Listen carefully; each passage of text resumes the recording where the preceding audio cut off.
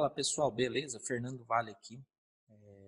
Bem-vindo à Escola Web FBV Cursos. Estamos de volta aqui com o curso de assistente administrativo, aula de número 15. Hoje vamos falar sobre departamento pessoal. Então vamos lá. Departamento pessoal. O departamento pessoal, ou DP, é o órgão encarregado de tarefas e atividades desde a contratação do funcionário, pagamento de salários, transporte, férias, licença médica, 13º salário, organização do horário de trabalho e rescisão contratual dos funcionários. As tarefas atribuídas ao departamento pessoal podem ser divididas entre algumas outras subtarefas, tá? Que a gente vai falar aqui agora. Então, o departamento pessoal é isso, é o órgão que ele é encarregado pelas tarefas e atividades, desde a contratação do funcionário, salário, o vale transporte, vale refeição, férias, licença médica, a organização dos horários de trabalho, a rescisão dos contratos dos funcionários. E ele pode ser dividido em algumas partes, e agora a gente vai falar assim, cada uma parte separadamente para vocês. E a primeira parte é a admissão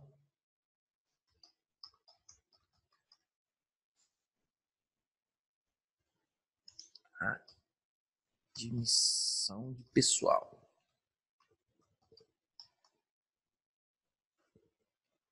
E o que seria essa admissão de pessoal? Sua atribuição é cuidar de todo o processo de integração da pessoa contratada pela empresa, dentro dos critérios administrativos e jurídicos.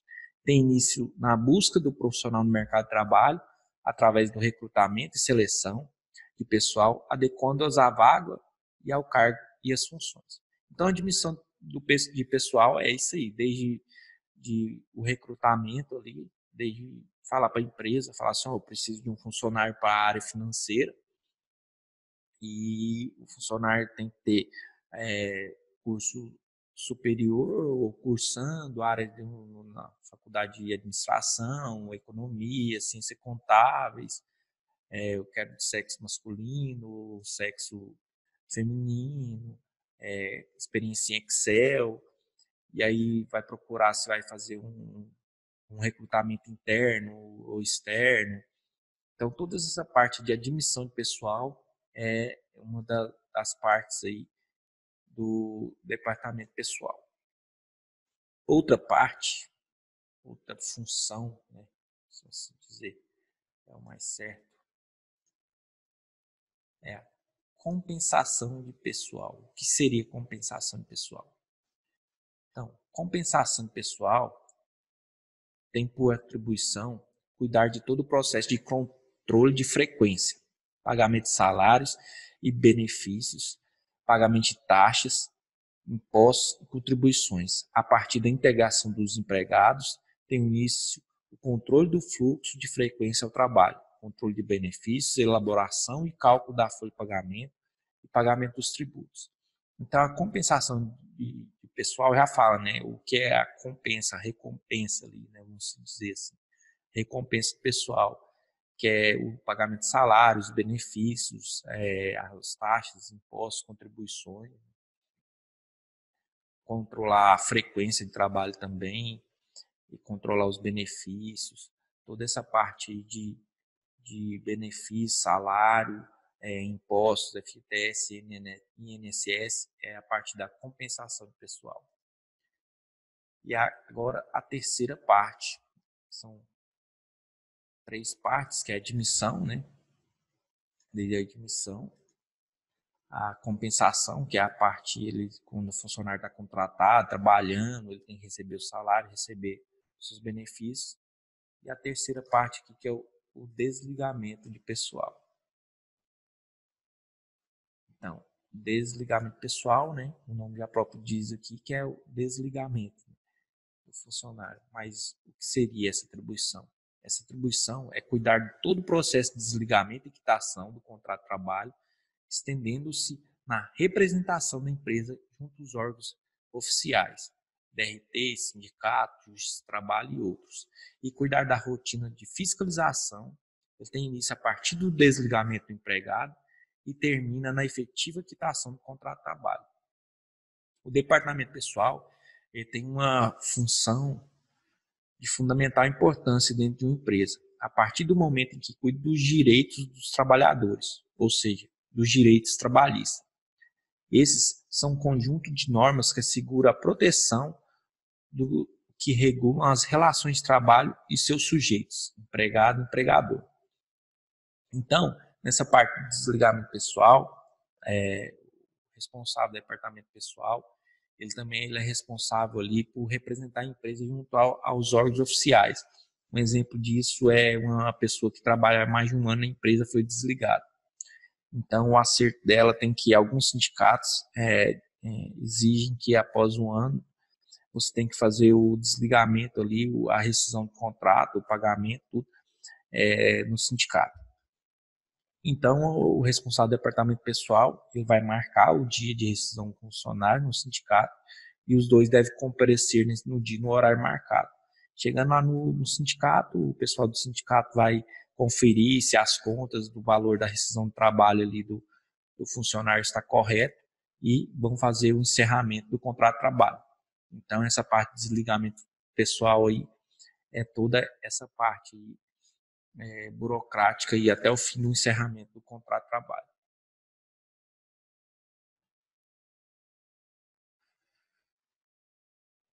Agora vamos para outra parte, que são os documentos para admissão. Então agora vamos para documentos para admissão do funcionário. Então vou citar aqui algumas documentações que são as mais utilizadas, né? Mas isso varia de empresa por empresa, varia de estado, município, alguns têm umas leis que exigem alguma documentação diferente, e varia de cargos, se for contratar um médico, precisa de ter a comprovação de que ele é realmente um médico, mesma coisa um engenheiro, tem que ter a carteira da classe, um advogado. Então isso aí varia, o que eu vou estar informando aqui é o mais utilizado e o básico na contratação aqui, né, os documentos. Então, no momento da contratação, o novo funcionário deve providenciar a seguinte documentação para registro: foto 3x4, a carteira de trabalho, CTPS, carteira de identidade, cartão de identificação do contribuinte, no cadastro pessoa física, no CPF, título de eleitor. Alguns cargos exigem comprovante de votação na última eleição ou comprovante de quitação eleitoral. Alguns cargos, principalmente públicos. O cartão do PIS, certificado de reservista, se for menor de 45 anos, para o sexo masculino. Então, os homens eles precisam apresentar o certificado de reservista caso tenham menos de 45 anos. O comprovante de residência, a cópia, cópia da certidão de casamento para os casados e certidão de nascimento para quem não é casado. Né? Cópia de certidão de nascimento de filhos para menor de 14 anos, isso aí é para a relação do salário-família, que a gente vai ver lá mais para frente. Cópia do cartão de vacinação de filho menor de 7 anos, também é referente ao salário-família. Cópia de comprovante de frequência escolar do filho, maior de 7 e menor de 14 anos. E o exame admissional, que é o exame que você faz quando você é admitido. Depois, quando você é demitido, você tem que fazer o exame demissional para ver que o tempo que você passou na empresa ali, você não teve nenhum problema de saúde ali, em detrimento da sua função na empresa, porque tem alguns trabalhos que são insalubres, né? Então tem essa questão aí. Beber uma água aqui, pessoal. Dependendo da função para a qual o empregado estiver sendo contratado, poderão ser exigidos outros documentos, conforme já falado. Documentos de identificação pessoal, ainda que apresentados por cópias autenticadas, deverão ser devolvidos no prazo de 5 dias ao empregado. O contrato de trabalho agora. Vamos falar sobre o contrato de trabalho. Aqui.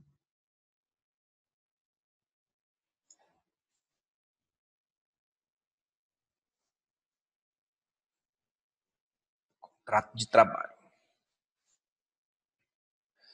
A primeira ação a ser tomada pelo empregador ao seu empregado para formalizar o vínculo empregatício ou seu acordo legal, ou seja, o contrato de trabalho, no intuito de proporcionar a segurança e proteção de ambas as partes.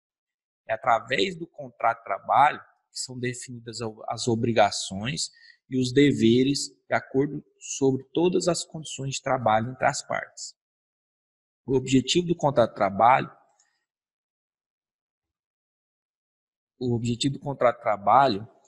é... Peraí que eu me perdi aqui. O objetivo do contrato de trabalho é a prestação de serviço subordinado e na eventual do empregado ao empregador, mediante pagamento de salário, conforme o artigo 468 da CLT, só é lícita a alteração de condições por mútuo consentimento sem resultar prejuízo ao empregado, sob pena de nulidade de causa infringente dessa garantia. Então, ambos, o empregado e o empregador, eles têm direitos e obrigações. Então, eles têm obrigações e deveres, e o contrato de trabalho é onde vai resguardar ambas as partes, esses direitos e obrigações de ambos. Para que um contrato de trabalho seja válido, é preciso que sejam obedecidos os seguintes requisitos. Então, aqui eu vou pôr os requisitos aqui e falar um pouco sobre eles. Ok? Vamos pôr aqui.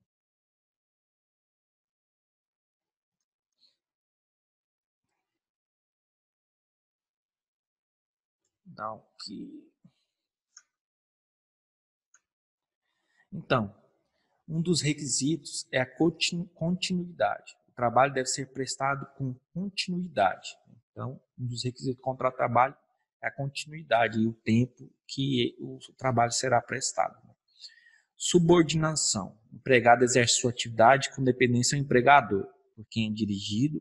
Essa subordinação pode ser econômica, técnica, hierárquica, jurídica ou até mesmo social. Então, no contrato tem que ter a subordinação. A quem ele será subordinado? Então, ele pode ser subordinado economicamente, técnica, hierarquia, jurídica ou até mesmo social. Onerosidade. O contrato de trabalho é remunerado, pois o empregado deve receber salário pelos serviços prestados ao empregador. Então, o contrato de trabalho ele tem que ter um valor ali a ser remunerado. Não pode não trabalhar sem remuneração. E pessoalidade. O contrato de trabalho é intuito personae, ou seja, o empregado não pode fazer-se substituir por outra pessoa, sob pena de vínculo se formar com a última. Então ele não pode ser substituído, o empregado, tipo, hoje eu não vou trabalhar, mas eu vou mandar meu irmão aí no meu lugar. Não, é um contrato pessoal entre a empresa e o empregador, então só o empregado ali que pode cumprir as suas funções dentro da empresa, tá? Ele não pode ser substituído por outro para isentar a sua falta de trabalho ou qualquer outra coisa que seja, tá? Então, o contrato de trabalho tem que ter continuidade, subordinação, onerosidade e pessoalidade. Essas três coisas que tem que conter no contrato de trabalho. Portanto, o contrato de trabalho ele é bilateral, consensual, oneroso, cumulativo e de trato sucessivo. Há vários tipos de contrato de trabalho, sendo que todos devem ser anotados na carteira de trabalho do empregado, assim como as alterações contratuais exigentes ao longo de sua vigência. Então, eu vou informar aqui os principais tipos de contrato de trabalho. O primeiro tipo de contrato de trabalho é o contrato de trabalho por tempo determinado. O que seria o contrato de trabalho por tempo determinado? É uma relação de trabalho que resume-se a um certo tempo ou prestação pré-definida no momento da contratação. A modalidade é garantida pelo artigo 443 da CLT. Então, isso aqui ele tem um tempo determinado. Ele vai durar um contrato de trabalho de 6 meses. Então, deu 6 meses, o contrato de trabalho vai se encerrar. Outro tipo de contrato de trabalho, que é o mais utilizado no Brasil, é o contrato de trabalho por tempo indeterminado. É o mais comum dos contratos, como já falei, ou seja, é o modelo de contratação convencional no Brasil. é registrada a data de início para começar as atividades, mas não se formula uma data de encerramento. E a rescisão pode ocorrer a qualquer momento, desde que haja aviso prévio de uma das partes. Então, esse é o mais utilizado, né, que só tem a data de início e não tem a data de fim. Lá na frente a gente vai ver que tem um contrato de experiência, mas para haver o desligamento, ou a pessoa quiser fazer o desligamento, o próprio funcionário quiser sair, ele tem que avisar previamente, né? A empresa pode indenizar esse aviso prévio para falar assim, eu não quero que você trabalhe mais e eu vou indenizar o aviso seu. Ao invés de você continuar trabalhando aqui por tantos dias, eu vou pagar esses dias para você não precisar trabalhar mais aqui. Agora, se for o funcionário e a empresa exija que ele cumpra o aviso, ele vai ter que trabalhar ali durante o aviso prévio dele, né? Então, esse aí é o contrato por tempo indeterminado. Outro tipo de contrato que a gente possui aí na nossa legislação é o contrato temporário. É aqui prestado por pessoa física contratada por uma empresa de trabalho temporário que a coloca à disposição de uma empresa tomadora de serviço para atender à necessidade de substituição transitória de pessoal permanente ou demanda complementar de serviços. Tá? Esse é o contrato temporário. Uma pessoa física é contratada por uma empresa de trabalho temporário que coloca à disposição para uma tomadora de serviço terceira. O que seria isso? Vou dar um exemplo. Eu trabalhava numa empresa que transportava defensivo agrícola e no período da safra tinha uma demanda muito alta, mas esse período variava de 3 a 4 meses. E a empresa não compensava para a empresa contratar um funcionário para depois de 3, 4 meses dispensá-lo. Teria todos os acordos trabalhistas, tudo. Então, o que ela fazia? Ela contratava uma empresa terceira um serviço de temporário, de 3 meses, contrato de 3 meses. Então, eu contratava essa empresa para contratar temporários. Agora, mais um contrato que existente é o contrato de aprendizagem. O que seria o contrato de aprendizagem? Vou só arrumar aqui. Tá bonitinho. Contrato de aprendizagem é o nome dado aos contratos para efeito de emprego aplicável a menores. O objetivo é a formação do jovem, não simplesmente emprego. Então, é aquele contrato que a gente está acostumado a ouvir de jovem aprendiz, né? Que o objetivo dele é a formação do jovem, não simplesmente um emprego. É ter já o conhecimento de como é trabalhar fora, para ele ter até a sua independência financeira, não depender tanto dos pais e até ajudar ali na sua família, né? Então, esse aí é o contrato de aprendizagem.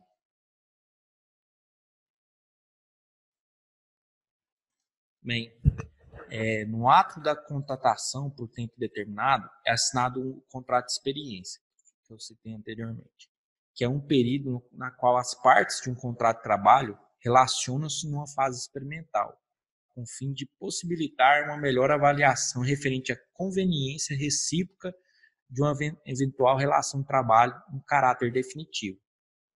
Então, o contrato de experiência é como se fosse uma avaliação que é feita pela empresa, se esse funcionário ali vai dar certo com a função que foi contratada, e mesma coisa se o funcionário vê se ele se adapta bem à função ali da empresa, à cultura da empresa também, sem que tenha mais oneração de impostos, essas coisas assim.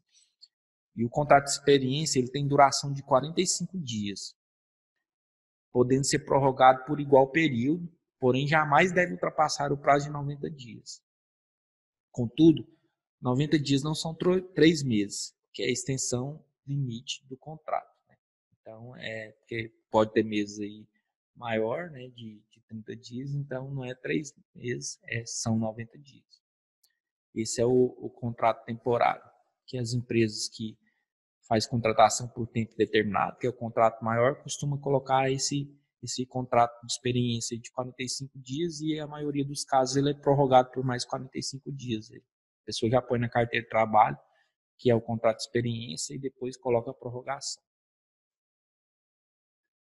De acordo com o artigo 41 da CLT, é obrigatório para o empregador o registro dos respectivos trabalhadores em livro ou ficha individual.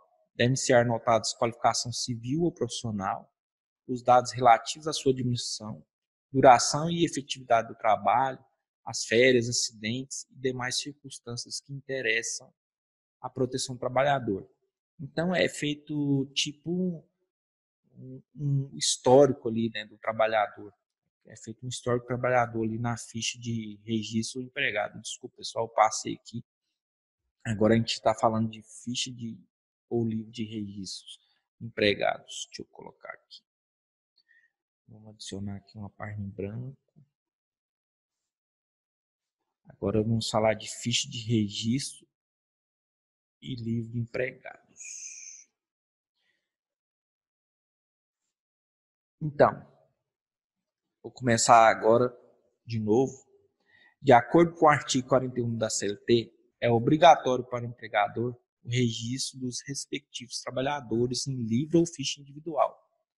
Devem ser anotados qualificação civil ou profissional, dados relativos à sua admissão, duração e efetividade do trabalho, a férias, acidentes e demais circunstâncias que interessem à proteção do trabalhador.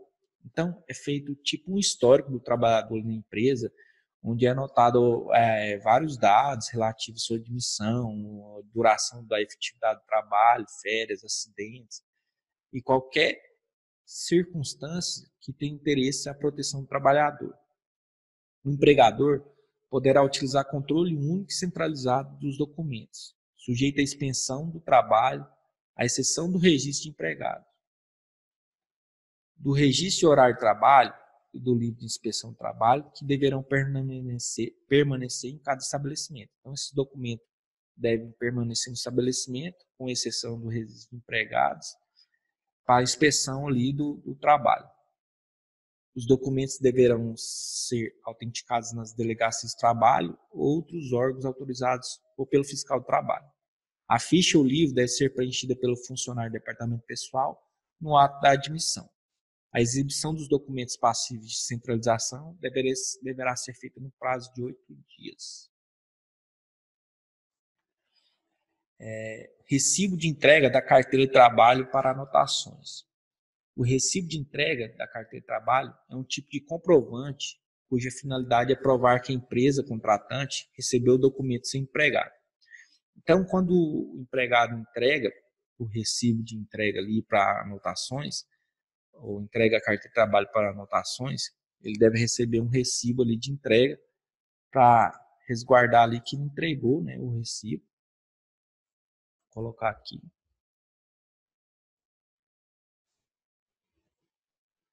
Ele tem que colocar ali que ele tem que receber um recibo informando que ele entregou a carteira de trabalho para que a empresa fizesse todas as anotações necessárias relacionadas à contratação do mesmo, conforme disposto no artigo 29 da CLT.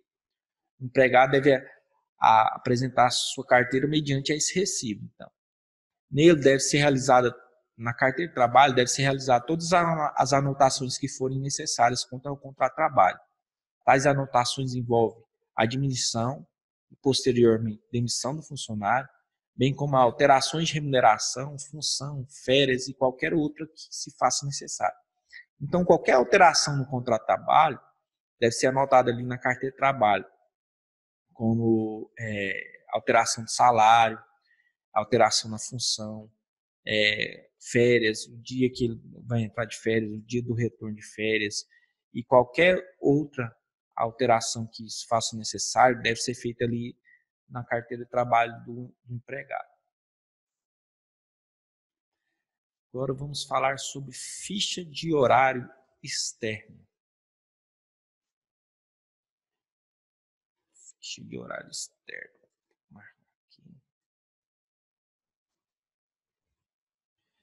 O que seria essa ficha de horário externo? Quando um trabalhador ele executa integralmente uma jornada de trabalho fora do estabelecimento, ele deve ter essa ficha para que ele possa fazer anotações de suas jornadas em trabalhos externos. Essa ficha também pode ficar no poder do chefe ou do funcionário que dará ciência dele das horas anotadas. Então, essa ficha de trabalho externo é uma ficha em que o trabalhador que faz um serviço externo, ele anota o seu horário de trabalho ali, entrada, saída, para ter o controle disso, se tiver controle de hora extra, se for o caso, alguns trabalhos externos não tem hora extra, tudo, né? Então, mas é necessário ter essa ficha de horário e de trabalho externo. Agora vamos falar sobre comunicação de falta, o atraso, saída do trabalho.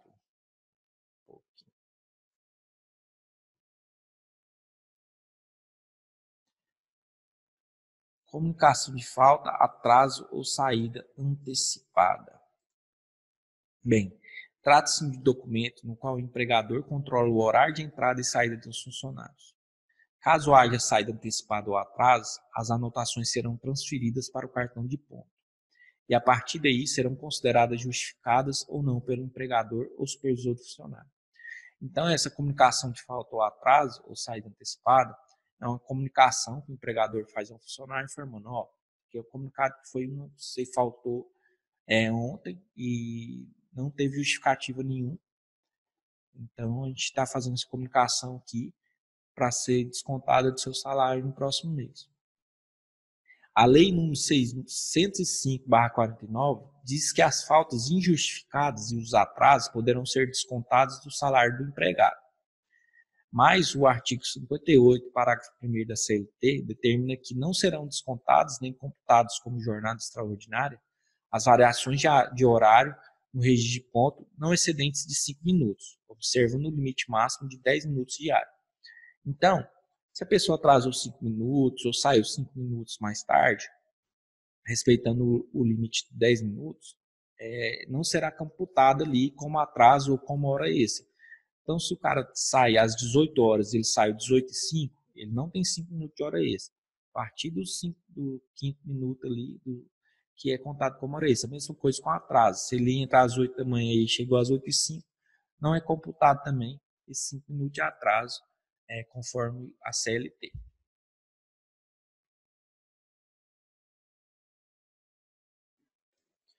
Bem, continuando aqui, agora a gente vai falar sobre PIS/PASEP.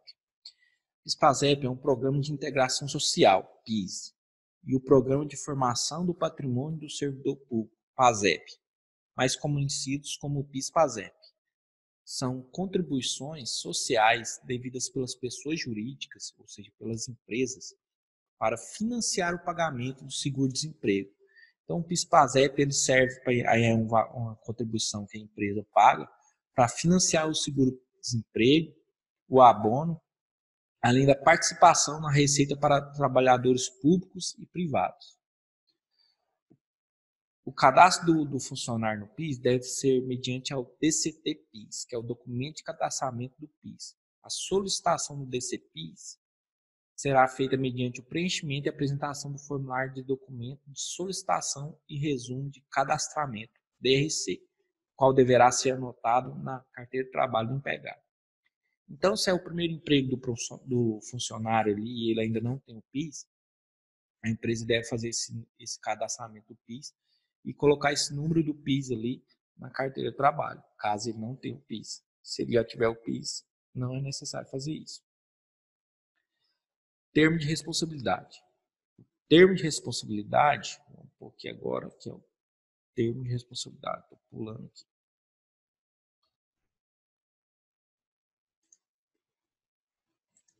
Vamos falar agora sobre termo de responsabilidade.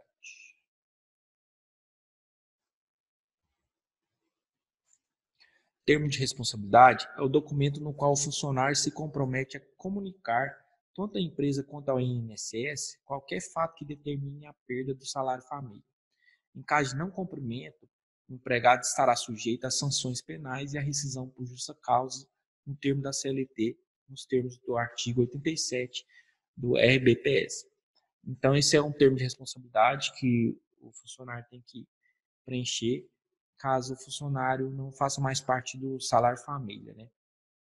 que seria isso? A gente vai ver daqui a pouco sobre o salário de família. Então, o funcionário tem que preencher esse termo de responsabilidade. Caso o filho dele ultrapasse o valor do salário família, tipo, faça 15 anos, ele tem que informar ali que não precisa mais do salário família, porque o filho dele já não tem mais a idade. Seria isso. Então, agora vamos falar sobre a ficha do salário família. Vou colocar aqui.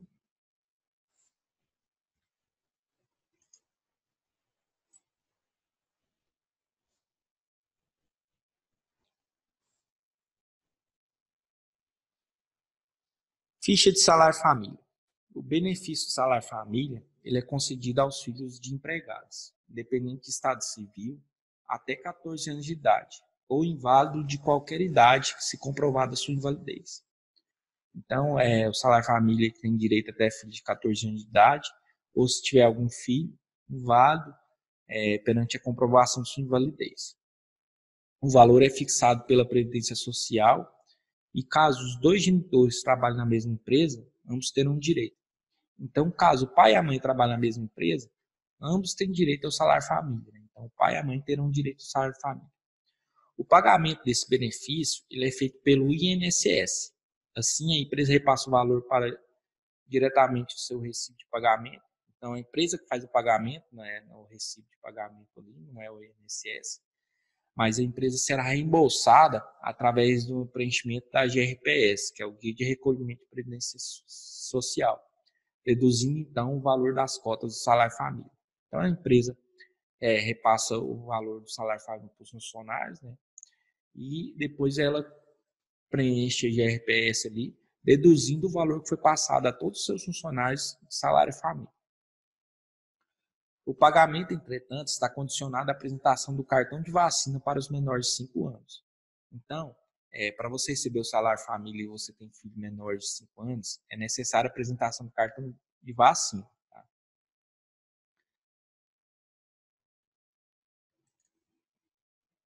Agora vamos declaração de encargo de famílias para fim de imposto de renda. Agora vamos falar sobre a declaração de salário família para fim de imposto de renda.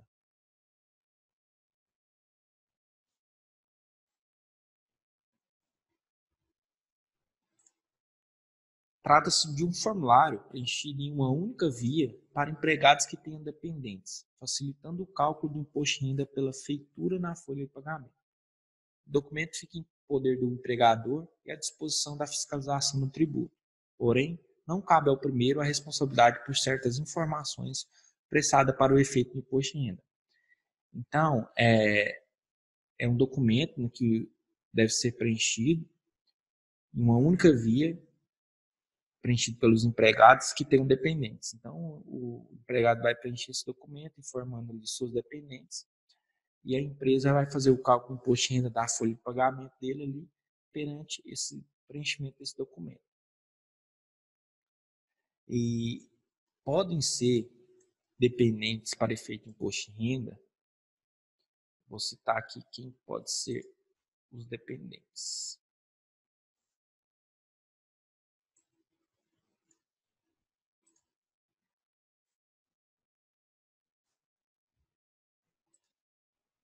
O companheiro ou companheira com quem o contribuinte tem um filho ou vive há mais de 5 anos ou cônjuge. Então, se a pessoa se o marido tem uma esposa que ela depende do salário dele, pode ser dependente, tá? O filho, filha ou enteado, enteada, de até 21 anos de idade ou em qualquer idade, quando incapacitado físico ou mentalmente pelo trabalho. Então, filho ou filha, enteado de 21 anos ou de qualquer idade, se for incapacitado físico ou mentalmente. Filho, filha ou enteado, se estiver cursando estabelecimento de ensino superior ou escola técnica de segundo grau, de até 24 anos de idade. Então, se tiver até 24 anos de idade, estiver cursando um ensino superior ou escola técnica de segundo grau, até 24 anos de idade também é dependente. Irmão, irmã, neto, neta, bisneto, bisneta, sem arrimo dos pais, de quem o contribuinte detém a guarda judicial. Então, se tiver irmão, neto ou bisneto que ele detém a guarda judicial, até 21 anos ou de qualquer idade quando incapacitado. Mesma coisa, né? Só que tem que ter a guarda judicial. E, da mesma forma, se tiver a guarda judicial de irmão, neto, bisneta, até 24 anos, se cursar, né, ensino superior ou escola técnica. Pais, avós e bisavós que tenham recebido rendimentos tributáveis ou não de até 18.700. Isso aqui já, creio que já está fora, né? Menor pobre de até 21 anos que contribuinte crie ou eduque e que detém a guarda judicial. Então, se não tiver laço sanguíneo, mas se tiver menos de 21 anos e for adotado, tem a guarda judicial, também entra como dependente. E a pessoa absolutamente incapaz, do qual o contribuinte seja tutor ou curador. Então, esses aí são os dependentes para a questão de imposto de renda. Agora, o último tópico aqui que a gente vai falar nessa aula é sobre contrato de seguro de vida. Então, bora lá. Contrato de seguro de vida é o benefício que a empresa oferece. Então, aqui é um benefício, tá? Que a empresa oferece a cada trabalhador para cobrir despesas funerárias caso haja o falecimento do cônjuge, onde seus dependentes receberão da seguradora importância referente ao seguro de vida em grupo, o qual é uma liberalidade da empresa. Então, algumas empresas oferecem isso aí como um benefício, né? Que é o seguro de vida, caso venha falecer ali, tem um auxílio ali com as despesas com o funeral. Bem, pessoal, esse aqui foi a aula de número 15. A gente falou sobre departamento pessoal. Espero que vocês tenham gostado. E a gente se vê aí na próxima aula. O curso está acabando, estou gravando as aulas aí conforme a disponibilidade de tempo aí para terminar o mais rápido possível para vocês. Espero que gostem dessa aula e a gente se vê até na próxima aula.